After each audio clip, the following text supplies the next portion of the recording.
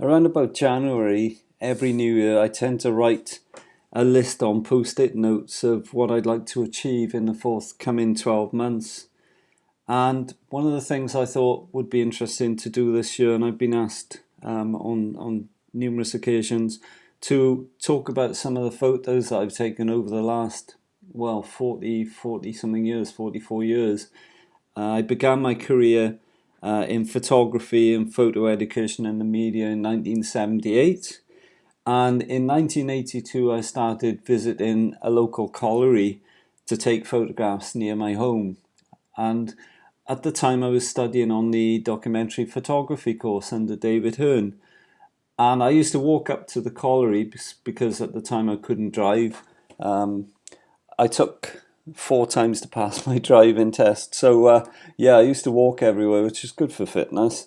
But I used to walk up to the colliery and just get to know the miners and take some pictures. And they were really friendly and they got to know me. And some of them I knew from school that had left school and gone into the colliery.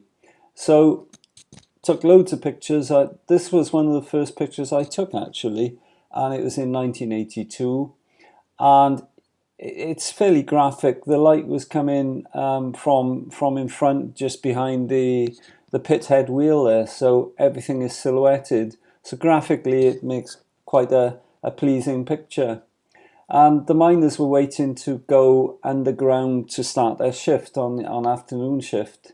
So what they would do is stand around and have a cigarette before they went underground because they couldn't smoke then underground, and it was an 8-hour shift, 8 or 9 hour shift.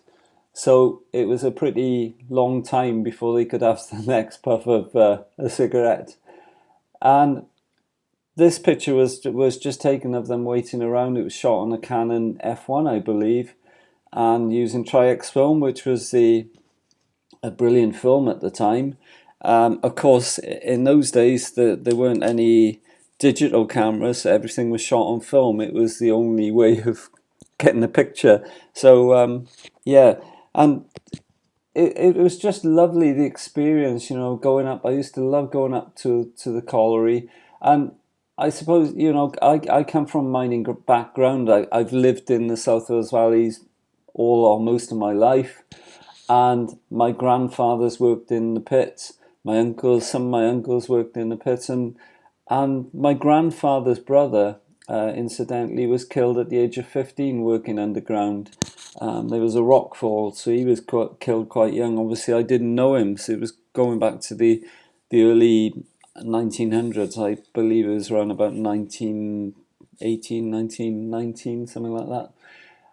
So it's always stuck in my mind to photograph the mining industry, and even to today, there isn't a lot left of coal mining, but I'm still photographing what is left. I live in the Swansea Valley now, and just over in the next valley, there's a coal washing plant, which I've been photographing and filming, because that's going to be closing in the next few months. And I just really think it's really important to capture all these things, and because once they're gone, that's it. And I would regret not being able to, or not having those photographs and not having the film footage.